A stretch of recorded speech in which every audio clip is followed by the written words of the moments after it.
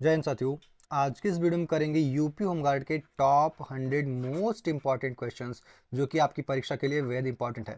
यदि आपने परीक्षा से पहले इस वीडियो पर क्लिक किया है तो अंत तक देख के जाइएगा, आपको 10 से 15 नंबरों का जो है अवश्य लाभ होगा। तो चलिए देखते हैं। आपका पहला सवाल है, भारत में नीली क्रांति किससे संबंधित है?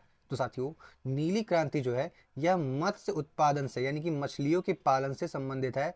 ऑप्शन बी आपका जो है यहाँ पे बिल्कुल ही राइट आंसर हो जाएगा। चलिए अगला प्रश्न है आपका, मानव शरीर की सबसे छोटी हड्डी कौन सी है? तो आपका राइट आंसर हो जाएगा जो स्टेपीज है, यह मानव शरीर की सबसे छोटी हड्डी हो जाएगी। अगला प्रश्न होगा आपका, प्राकृतिक गैस का मुख्य घटक कौन सा है? तो आपका राइट आंसर जो होगा साथियों मीथेन। मीथेन जो होता है वह प्राकृतिक गैस का जो है मुख्य घटक होता है। अगला प्रश्न देखिएगा, भारत की प्रथम महिला भारत रत्न प्राप्तकर्ता कौन थी? तो आपका बिल्कुल राइट आंसर हो जाएगा यह इंदिरा गांधी जी थी। कौन थी? सुश्रीमती इंदिरा गांधी जी। अगला प्रश्न होगा आपका, मौर्य साम्राज्य की स्थापना किसने की थी? तो आपका बिल्कुल राइट आंसर हो जाएगा चंद्रगुप्त मौर्य ने। मौर्य साम्राज्य की स्थापना किसने की? चंद्रगुप्त मौर्य ने। अगला प्रश्न होगा आपका, भारतीय संविधान का अनुच्छेद 17 किससे संबंधित है? तो बिल्कुल राइट आंसर हो जाएगा यह जो अनुच्छेद 17 है यह अस्पृश्यता का उन्मूलन करता है। ठीक है, चलिए नेक्स्ट क्वेश्चन है आपका, भारत का सबसे बड़ा पठार कौन सा है? तो आपका बिल्कुल राइट आंसर हो जाएगा दक्कन का पठार जो है साथियों यह सबसे बड़ा पठार हो जाएगा आपका भारत का। अगला प्रश्न देखिएगा साथियों, विद्युत धारा की एसआई इकाई क्या है? तो आप सभी को पता होगा यह होता है एम्पियर। क्या होता है साथियों? एम्पियर होता है। अगला प्रश्न देखिएगा, विटामिन सी की कमी से कौन सा रोग होता है साथियों? तो आपका बिल्कुल राइट आंसर हो जाएगा स्कर्वी। स्कर्वी रोग जो है या विटामिन सी की कमी से होता है। अगला प्रश्न होगा आपका, भारत का प्रथम नागरिक किसे कहा जाता है? तो आपका बिल्कुल सही जवाब हो जाएगा राष्ट्रपति को जो है भारत का प्रथम नागरिक कहा जाता है। चलिए देखते हैं आपके अगले प्रश्न को, जो कि है मानव शरीर में सबसे बड़ी ग्रंथि कौन सी है साथियों? तो आपका बिल्कुल राइट आंसर हो जाएगा जो यकृत है साथियों, यह मानव शरीर की सबसे बड़ी ग्रंथि हो जाएगी। अगला प्रश्न होगा आपका, लाल रक्त कणिकाओं का निर्माण मुख्यतः कहाँ होता है? तो आपका बिल्कुल सही जवाब हो जाएगा अस्थि मज्जा में। कहाँ पे? अस्थि मज्जा में। चलिए अगला प्रश्न होगा आपका, पीएच मान 7 किसे दर्शाता है? तो आपका बिल्कुल राइट आंसर हो जाएगा जो पीएच मान 7 है साथियों यह उदासीनता को दर्शाता है। किसे? उदासीनता को। अगला प्रश्न होगा आपका, निम्न में से कौन सा धातु विद्युत का अच्छा चालक है? तो आपका बिल्कुल राइट आंसर होगा साथियों ग्रेफाइट जो है एक अधातु है जो कि विद्युत का एक अच्छा चालक माना जाता है। अगला प्रश्न होगा आपका, प्रकाश संश्लेषण का प्रमुख वर्णक कौन सा है? तो आपका बिल्कुल राइट आंसर हो जाएगा क्लोरोफिल। क्या साथियों? क्लोरोफिल। अगला प्रश्न होगा आपका, चाल क्या है स्पीड की एसआई इकाई क्या है साथियों? तो आपका बिल्कुल ही सही जवाब होगा मीटर पर सेकंड जो है वह चाल की एसआई इकाई होगी। देखते हैं आपका अगला प्रश्न साथियों, ध्वनि की तीव्रता मापने की इकाई क्या है? तो आप सभी बताइएगा राइट आंसर कमेंट करके। तो बिल्कुल राइट आंसर हो जाएगा डेसिबल। क्या बोलता है? डेसिबल से मापा जाता है। अगला प्रश्न होगा साथियों आपका, लोहे में जंग लगना किसका उदाहरण है? तो आप सभी का जो राइट आंसर होगा वह हो जाएगा ऑक्सीकरण। क्या साथियों?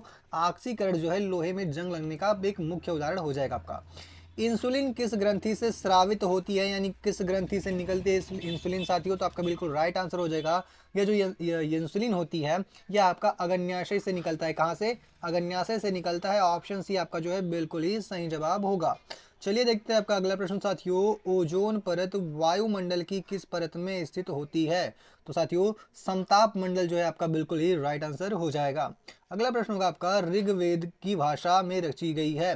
तो साथियों ऋग्वेद जो है यह आपका संस्कृत भाषा में रचित ग्रंथ है, यानी कि जो ऋग्वेद की भाषा है वह संस्कृत है। अगला होगा आपका, भगवान बुद्ध को ज्ञान की प्राप्ति कहाँ हुई? तो आपका बिल्कुल ही राइट आंसर हो जाएगा साथियों, भगवान बुद्ध को जो है ज्ञान की प्राप्ति बोध गया में हुआ था। कहाँ पे? बोध गया में। देखते हैं आपका अगला प्रश्न, सांची स्तूप का निर्माण किसने प्रारंभ कराया था साथियों? तो सांची स्तूप का जो निर्माण है वह अशोक ने शुरू कराया था। किसने? अशोक के द्वारा। अगला प्रश्न होगा आपका, पानीपत का प्रथम युद्ध किनके बीच हुआ था? तो आपका बिल्कुल राइट आंसर हो जाएगा बाबर और इब्राहिम लोदी के मध्य में जो है पानीपत का प्रथम युद्ध लड़ा गया। अगला प्रश्न हो जाएगा साथियों आपका 1857 के विद्रोह में कानपुर का नेतृत्व किसने किया था। तो साथियों कानपुर से जो नेतृत्व करने वाले थे हमारे वो थे नाना साहेब। कौन थे? नाना साहेब। चलिए देखते हैं आपका अगला प्रश्न दोस्तों, जो कि हो जाएगा दांडी यात्रा। ध्यान दीजिएगा, दांडी यात्रा किस आंदोलन से संबंधित थी? तो आपका बिल्कुल राइट आंसर कमेंट करके बताइएगा। तो बिल्कुल राइट आंसर हो जाएगा सविनय अवज्ञा आंदोलन। Option C is the right answer. चलिए देखते हैं आपका अगला प्रश्न साथियों, चौरी चौरा की घटना किस आंदोलन से संबंधित है साथियों? तो आपका बिल्कुल राइट आंसर हो जाएगा जो चौरी चौरा की घटना है यह आपका असहयोग आंदोलन से संबंधित है। किससे? असहयोग आंदोलन से। चलिए देखते हैं अगला प्रश्न साथियों, जो कि है भारत छोड़ो आंदोलन किस वर्ष शुरू हुआ? तो आपका बिल्कुल राइट आंसर हो जाएगा साथियों भारत छोड़ो आंदोलन वर्ष 1942 में शुरू हुआ था। कब? वर्ष 1942 में। चलिए देखते हैं आपका अगला प्रश्न साथियों, अशोक के अधिकांश शिलालेख किस लिपि में हैं? तो साथियों अशोक के जो अधिकांश शिलालेख हैं यह आपके ब्राह्मी लिपि में लिखे गए हैं। कैसी? ब्राह्मी लिपि में। ऑप्शन बी आपका जो है बिल्कुल ही राइट आंसर हो जाएगा। चलिए नेक्स्ट क्वेश्चन देखिएगा, जजिया कर जो है किस प्रकार का कर था? तो आपका बिल्कुल राइट आंसर हो जाएगा जो जजिया कर था साथियों यह एक प्रकार से गैर मुस्लिमों पर लगाया गया कर था। किस पे? गैर मुस्लिमों पर लगाया गया कर था। अगला प्रश्न होगा आपका, भारत के राष्ट्रपति को पद की शपथ कौन दिलवाता है? तो आपका बिल्कुल राइट आंसर हो जाएगा जो भारत के राष्ट्रपति होते हैं उनको जो मुख्य न्यायाधीश होते हैं वह पद की शपथ दिलाते हैं। अगला प्रश्न देखिएगा, राज्यसभा का सभापति कौन होता है? तो साथियों राज्यसभा का जो सभापति होता है वह कौन हो जाएगा? तो आपका बिल्कुल राइट आंसर हो जाएगा उपराष्ट्रपति। कौन साथियों? उपराष्ट्रपति। नेक्स्ट क्वेश्चन देखिएगा, धन विधेयक यानी कि मनी बिल कहाँ प्रस्तुत किया जाता है? तो धन विधेयक जो होता है साथियों यह आपका हमेशा लोकसभा में प्रस्तुत किया जाता है। चलिए अगला प्रश्न होगा आपका मौलिक अधिकार। ध्यान दीजिएगा, मौलिक अधिकार भारतीय संविधान के किस भाग में है? तो आपका बिल्कुल राइट आंसर हो जाएगा या भाग 3 में है। मौलिक अधिकारों का जो प्रबंधन है वह संविधान के भाग 3 में किया गया है।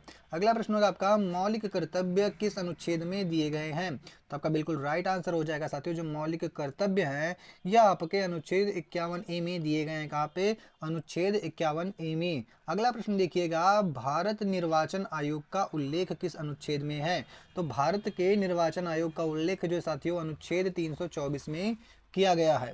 अगला प्रश्न देखिएगा साथियों, संविधान संशोधन की प्रक्रिया किस अनुच्छेद से संबंधित है? तो संविधान संशोधन की जो प्रक्रिया है साथियों यह आपका अनुच्छेद 368 से संबंधित हो जाएगा। ऑप्शन सी आपका बिल्कुल ही राइट आंसर होगा। नेक्स्ट क्वेश्चन देखिएगा, वेरी वेरी इंपॉर्टेंट, पंचायतों का संवैधानिक प्रावधान किस संशोधन से हुआ था? तो साथियों पंचायतों का जो संवैधानिक प्रावधान है यह आपका साथियों 73वें संविधान संशोधन के द्वारा, किसके द्वारा? 73वें संविधान संशोधन के द्वारा हुआ था।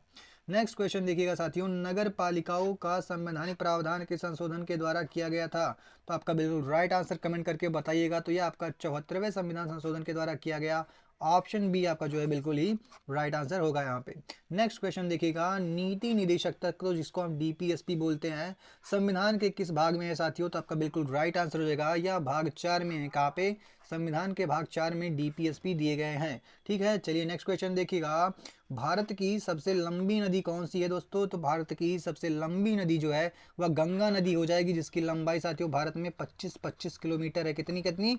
25-25 किलोमीटर हो जाएगी। ठीक है, चलिए नेक्स्ट क्वेश्चन देखिएगा साथियों, भारत में सर्वाधिक वर्षा वाला स्थान कौन सा माना जाता है? तो आपका बिल्कुल राइट आंसर हो जाएगा यह माना जाता है मानसिन राम। क्या माना जाता है? मानसिन राम। चलिए अगला प्रश्न देखिएगा, थार मरुस्थल मुख्यतः किस राज्य में स्थित है साथियों? तो थार मरुस्थल जो है यह मुख्यतः आपका राजस्थान में स्थित है। कहाँ पे? राजस्थान में। नेक्स्ट क्वेश्चन देखिएगा, पश्चिमी घाट किस तट के समानांतर स्थित है साथियों? तो जो पश्चिमी घाट है यह आपका किस तट के समानांतर हो जाएगा? तो बिल्कुल राइट आंसर हो जाएगा साथियों यह आपका अरब सागर के। किसके? अरब सागर के। बिल्कुल राइट आंसर हो जाएगा आपका। नेक्स्ट क्वेश्चन देखिएगा दोस्तों, नर्मदा नदी किस दिशा में बहती है? तो आपका बिल्कुल राइट आंसर हो जाएगा नर्मदा नदी जो होती है साथियों यह पूरब से पश्चिम की ओर बहने वाली एक प्रमुख नदी है। ठीक है, ध्यान दीजिएगा आप लोग, गोदावरी नदी को किस नाम से भी जाना जाता है? यानी गोदावरी नदी का जो है अन्य नाम क्या हो जाएगा? तो आपका बिल्कुल राइट आंसर होगा दक्षिण की गंगा। यानी गोदावरी नदी को जो है दक्षिण की गंगा भी कहा जाता है। ध्यान दीजिएगा, गंगा नदी का उद्गम कहाँ से होता है साथियों? तो गंगा नदी का जो उद्गम है यह गंगोत्री हिमनद से होता है, यानी गंगोत्री ग्लेशियर से होता है। अगला प्रश्न होगा आपका, भारत का सबसे बड़ा डेल्टा कौन सा है साथियों? तो सुंदरवन डेल्टा, आपको ऑप्शन में मिल जाएगा सुंदरवन डेल्टा, बिल्कुल ही सही जवाब हो जाएगा। नेक्स्ट क्वेश्चन देखिएगा, भारत का सबसे बड़ा राज्य क्षेत्रफल की दृष्टि से कौन सा है साथियों? तो आपका बिल्कुल राइट आंसर होगा, भारत का सबसे बड़ा क्षेत्रफल के अनुसार राज्य हो जाएगा राजस्थान। कौन सा? राजस्थान। अगर राजस्थान के बाद में बात करें तो साथियों आपका हो जाएगा मध्य प्रदेश। कौन सा? मध्य प्रदेश दूसरे नंबर पे आता है, महाराष्ट्र आपका तीसरे नंबर पे आता है, और चौथे नंबर पे आ जाता है आपका उत्तर प्रदेश प्यारा सा। ठीक है, तो पहले पे कौन सा है? राजस्थान। ध्यान दीजिएगा। चलिए नेक्स्ट क्वेश्चन देखिएगा साथियों, भारत की सबसे लंबी तटीय रेखा किस राज्य की है? तो आपका बिल्कुल जो राइट आंसर होगा साथियों कमेंट करके बताइएगा। तो राइट आंसर हो जाएगा गुजरात। गुजरात की जो तट रेखा है साथियों अब तक की सबसे लंबी तट रेखा मानी गई है। नेक्स्ट क्वेश्चन देखिएगा, मुद्रास्फीति यानी इन्फ्लेशन का सामान्य अर्थ क्या होता है?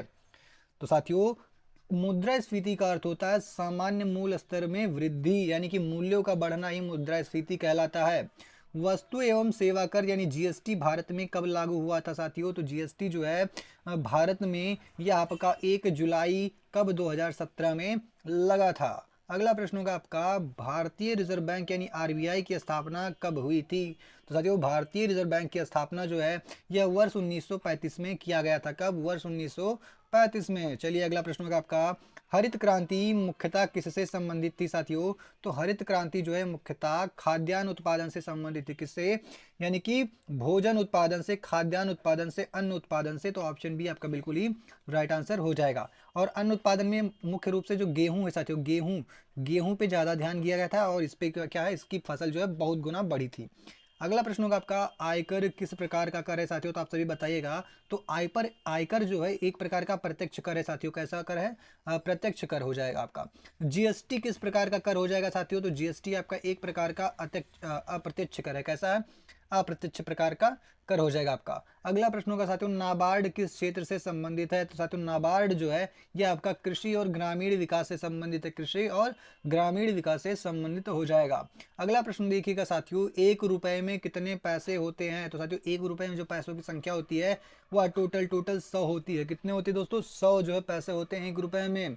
अगला प्रश्न देखिएगा आप लोग, भारतीय बजट किसका वार्षिक वित्तीय विवरण होता है? तो साथियों जो भारतीय बजट होता है वह आपका किसका हो जाएगा? तो बिल्कुल राइट आंसर हो जाएगा, या केंद्र सरकार का वित्तीय विवरण होता है। ठीक है, वार्षिक वित्तीय विवरण होता है किसका? केंद्र सरकार का। अगला प्रश्न देखते हैं साथियों, भारतीय रिजर्व बैंक का मुख्यालय कहाँ है? तो आपका बिल्कुल राइट आंसर हो जाएगा, भारतीय रिजर्व बैंक का जो मुख्यालय साथियों यह मुंबई में है। कहाँ पे? मुंबई। ऑप्शन बी आपका जो है बिल्कुल ही राइट आंसर होगा। चलिए नेक्स्ट क्वेश्चन देखिएगा दोस्तों, उत्तर प्रदेश की राजधानी कौन सी है? तो आपका बिल्कुल राइट आंसर हो जाएगा, Lucknow is the correct answer. Next question is, Uttar Pradesh का क्षेत्रफल की दृष्टि से सबसे बड़ा जिला कौन सा है? तो आपका बिल्कुल राइट आंसर हो जाएगा लखीमपुर खीरी। कौन सा? लखीमपुर खीरी। नेक्स्ट क्वेश्चन देखिएगा, प्रयागराज किसके संगम के लिए प्रसिद्ध है? तो साथियों प्रयागराज जो है ये आपका गंगा, यमुना और सरस्वती इन तीनों नदियों के संगम के लिए प्रसिद्ध है। और कुंभ का मेला यहीं पे लगता है, इसी तट पे लगता है। किसका साथियों? कुंभ का मेला। कुंभ का मेला लगता है प्रत्येक 12 वर्षों में लगता है, प्रत्येक 12 वर्षों में लगता है। ठीक है, तो इसको भी इंपॉर्टेंट पॉइंट है, ध्यान रखिएगा। अगला प्रश्न होगा आपका, काशी विश्वनाथ मंदिर किस नगर में स्थित है साथियों? तो काशी विश्वनाथ मंदिर जो है यह आपका वाराणसी में स्थित हो जाएगा साथियों। कहाँ पे? वाराणसी में। ऑप्शन बी आपका बिल्कुल राइट आंसर हो जाएगा। चलिए अगला प्रश्न देखिएगा, चिकनकारी कढ़ाई किस नगर से विशेष रूप से जुड़ी है? तो आपका बिल्कुल राइट आंसर हो जाएगा Lucknow. Option B is the right answer. चलिए नेक्स्ट क्वेश्चन है, सहारनपुर किस हस्तशिल्प के लिए प्रसिद्ध है? तो आपका बिल्कुल राइट आंसर हो जाएगा, यह लकड़ी के नक्काशी के लिए प्रसिद्ध है। नेक्स्ट क्वेश्चन है साथियों, दुधवा नेशनल राष्ट्रीय उद्यान किस जिले में स्थित है? दुधवा राष्ट्रीय उद्यान जो है साथियों यह आपका कहाँ पे हो जाएगा? लखीमपुर खीरी में। कहाँ पे? लखीमपुर खीरी। ऑप्शन बी आपका राइट आंसर होगा। चलिए आप अगला प्रश्न बताइए, उत्तर प्रदेश दिवस कब मनाया जाता है? तो साथियों उत्तर प्रदेश दिवस जो है आपका यह 24 जनवरी को मनाया जाता है। क्यों मनाया जाता है? क्योंकि 24 जनवरी का कब? 24 जनवरी 1950 को जो है उत्तर प्रदेश का जो है गठन किया गया था, इसीलिए जो है उत्तर प्रदेश दिवस जो है 24 जनवरी को प्रत्येक वर्ष मनाया जाता है। अगला प्रश्न देखिएगा, भदोही किसके लिए प्रसिद्ध है साथियों? तो जो भदोही है आपका, या किसके लिए प्रसिद्ध हो जाएगा? तो आपका बिल्कुल राइट आंसर हो जाएगा कालीन उद्योग के लिए। भदोही जो है कालीन उद्योग के लिए आपका बहुत ही फेमस है। अगला प्रश्न देखिएगा, उत्तर प्रदेश उच्च न्यायालय की मुख्य पीठ कहाँ पे स्थित है? तो साथियों उत्तर प्रदेश उच्च न्यायालय की जो मुख्य पीठ है यह आपका प्रयागराज में है। कहाँ पे? प्रयागराज में। और जो खंड पीठ है वह लखनऊ में स्थित है। ठीक है, चलिए नेक्स्ट क्वेश्चन देखिएगा आपका, कथक नृत्य मुख्यतः किस प्रदेश से जुड़ा है साथियों? तो कथक नृत्य जो है यह आपका मुख्य रूप से उत्तर प्रदेश से जुड़ा हुआ है। कहाँ से? उत्तर प्रदेश से। अगला प्रश्न होगा आपका, उत्तर प्रदेश का राजकीय पशु कौन सा है साथियों? तो बारहसिंगा जो है आपका उत्तर प्रदेश का राजकीय पशु हो जाएगा। अगला प्रश्न होगा आपका, उत्तर प्रदेश का राजकीय पक्षी कौन सा है साथियों? तो उत्तर प्रदेश का जो राजकीय पक्षी है वह सारस अथवा क्रेन हो जाएगा। ऑप्शन बी आपका जो है बिल्कुल ही राइट आंसर होगा। चलिए अगला प्रश्न होगा आपका, उत्तर प्रदेश का राजकीय वृक्ष कौन सा है साथियों? तो उत्तर प्रदेश का जो राजकीय वृक्ष है वह अशोक का वृक्ष हो जाएगा साथियों। कौन सा? अशोक का वृक्ष। अगला प्रश्न देखिएगा, विश्व पर्यावरण दिवस कब मनाया जाता है? तो विश्व पर्यावरण दिवस साथियों यह आपका 5 जून को मनाया जाता है। अगला प्रश्न होगा आपका, ओजोन परत मुख्यतः वायुमंडल की किस परत में होती है? तो आपका बिल्कुल राइट आंसर हो जाएगा समताप मंडल में। नेक्स्ट क्वेश्चन देखिएगा दोस्तों, निम्न में से कौन सी गैस जो है वह ग्रीन हाउस गैस का प्रमुख उदाहरण है? तो राइट आंसर होगा कार्बन डाइऑक्साइड। चलिए अगला प्रश्न होगा आपका, मानवाधिकार दिवस कब मनाया जाता है? तो बिल्कुल राइट आंसर हो जाएगा साथियों 10 दिसंबर को जो है मानवाधिकार जो है मनाया जाता है। मानवाधिकार दिवस 10 दिसंबर को मनाया जाता है। अगला प्रश्न होगा, अंतर्राष्ट्रीय महिला दिवस कब मनाया जाता है साथियों? तो आपको बिल्कुल राइट आंसर होगा 8 मार्च को जो है अंतर्राष्ट्रीय महिला दिवस मनाया जाता है। चलिए नेक्स्ट क्वेश्चन देखिएगा आपका, ताजमहल किस स्थापत्य शैली का प्रमुख उदाहरण है? तो बिल्कुल राइट आंसर हो जाएगा यह मुगल शैली का एक प्रमुख उदाहरण है। चलिए अगला प्रश्न बताइएगा आप सभी, भारत रत्न किस प्रकार का पुरस्कार है? तो भारत रत्न जो है साथियों यह सर्वोच्च नागरिक सम्मान है। ठीक है, चलिए अगला प्रश्न बताइएगा, ज्ञानपीठ पुरस्कार किस क्षेत्र से संबंधित है? तो साथियों ज्ञानपीठ पुरस्कार जो है यह साहित्य के क्षेत्र से संबंधित है। चलिए अगला प्रश्न बताइएगा आप सभी, यूनेस्को का मुख्यालय कहाँ है? तो साथियों यूनेस्को का जो मुख्यालय है यह कहाँ पे हो जाएगा? तो आपका बिल्कुल राइट आंसर कमेंट करके बताइएगा। तो बिल्कुल राइट आंसर हो जाएगा आपका पेरिस में है। कहाँ पे? पेरिस में होगा। अगला है आपका, विश्व स्वास्थ्य दिवस संगठन जो है विश्व स्वास्थ्य संगठन WHO का मुख्यालय कहाँ है? तो बिल्कुल राइट आंसर होगा साथियों जिनेवा में। कहाँ पे? जिनेवा में हो जाएगा। अगला प्रश्न होगा आपका, संयुक्त राष्ट्र संगठन की स्थापना कब हुई थी? तो साथियों संयुक्त राष्ट्र संगठन की जो स्थापना है यह 1945 में हुई थी। कब? 1945 में हुई थी। अगला प्रश्न बताइएगा, सीमा सुरक्षा बल BSF का प्रमुख कार्य क्या है? तो सीमा सुरक्षा बल BSF का जो प्रमुख कार्य है साथियों वह स्थल सीमा की सुरक्षा करना है। क्या है? स्थल सीमा की सुरक्षा करना। अगला आपका, भारतीय नौसेना का आदर्श वाक्य क्या है साथियों? तो भारतीय नौसेना का जो आदर्श वाक्य है वह हो जाएगा शम नो वरुणा। क्या? शम नो वरुणा। ऑप्शन बी आपका जो है बिल्कुल राइट आंसर होगा। अगला प्रश्न देखिएगा दोस्तों, ध्यान दीजिएगा, 1 मिनट इसको मैं थोड़ा सेटल कर दूं। हाँ, क्या है निम्न में से कौन सा देश और उसकी राजधानी एवं मुद्रा का सही युग्म है? तो क्या जापान की राजधानी टोक्यो है? तो हाँ बिल्कुल सही। और टोक्यो यानी यहाँ पे जापान में एन चलता है, तो बिल्कुल राइट आंसर हो जाएगा ऑप्शन ए ही आपका बिल्कुल सही जवाब हो जाएगा। चलिए अगला प्रश्न बताइएगा, जनसंख्या घनत्व किसकी इकाई में मापा जाता है? तो साथियों जनसंख्या घनत्व है इसकी इकाई क्या होती है? तो यह होता है व्यक्ति प्रति वर्ग किलोमीटर, यानी 1 वर्ग किलोमीटर में कितने व्यक्ति रहते हैं यह बताता है आपका जनसंख्या घनत्व। अगला प्रश्न होगा साथियों आपका, राग दरबारी के लेखक कौन है? तो साथियों राग दरबारी के जो लेखक है वो श्रीलाल शुक्ल है। कौन है? श्रीलाल शुक्ल हैं। अगला प्रश्न आपका बताइएगा, यूनियन बजट 2025-26 के ऑफिशियल स्पॉटलाइट में कृषि को किस रूप में बताया गया है? तो आपका बिल्कुल राइट आंसर हो जाएगा साथियों, कृषि को जो है प्रथम इंजन ऑफ डेवलपमेंट के रूप में बताया गया है। अगला प्रश्न बताइएगा आप सभी, 1 जुलाई 2025 को अप्रूव्ड रोजगार प्रोत्साहन योजना का नाम क्या रखा गया है? तो साथियों यह आपका बिल्कुल राइट आंसर हो जाएगा प्रधानमंत्री विकसित भारत रोजगार योजना।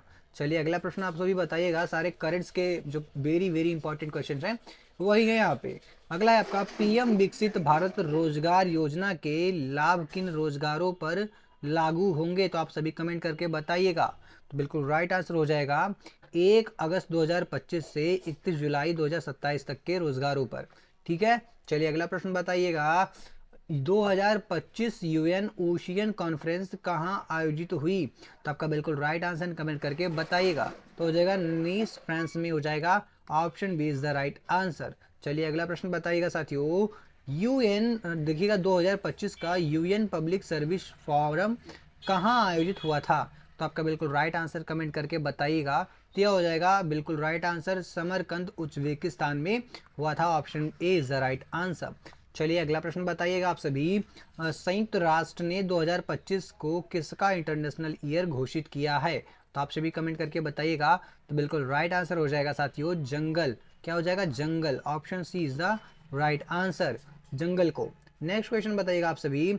2025 high level political forum on sustainable development किन तिथियों में आयोजित हुआ था, तो आपका बिल्कुल राइट आंसर हो जाएगा साथियों याद 14 से 23 जुलाई 2025 के मध्य में जो है आयोजित किया गया। अगला प्रश्न आप सभी बताइएगा।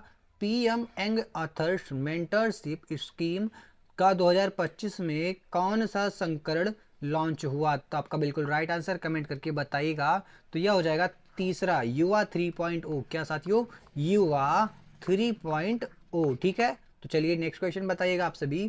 क्या है कि दिसंबर 2025 में हुई इंडियन ओमान बिजनेस फोरम बैठक जो है वह किस देश की यात्रा से जुड़ी है, तो आपका बिल्कुल राइट आंसर कमेंट करके बताइएगा। तो यह हो जाएगा ओमान से। कहाँ से, ओमान से। ऑप्शन बी आपका जो है बिल्कुल ही राइट आंसर हो जाएगा। अब हम आ गए हैं आखिरी प्रश्न पे साथियों, जो कि बेहद इंपॉर्टेंट है। आप सभी बताइएगा। Indian Maldives joint vision for comprehensive economic and maritime, क्या है, मैरीटाइम सिक्योरिटी पार्टनरशिप किस देश के राष्ट्रपति की यात्रा के दौरान अपनाया गया, तो आपका बिल्कुल राइट आंसर कमेंट करके बताइएगा। तो यह हो जाएगा मालदीव के। कहाँ पे, मालदीव के। ऑप्शन बी आपका बिल्कुल राइट आंसर होगा। तो साथियों यहीं पे हमारी जो है टॉप 100 वीडियो की सीरीज समाप्त होती है। और आपने 100 में से कितने प्रश्नों को सही किया है आप लोग कमेंट करके बताइएगा। और नेक्स्ट वीडियो आपको किस टॉपिक पे चाहिए आप सभी बताइए, मैं उस पर लाऊंगा वीडियो। ठीक है, मिलते हैं नेक्स्ट वीडियो में, तब तक के लिए जय हिंद दोस्तों।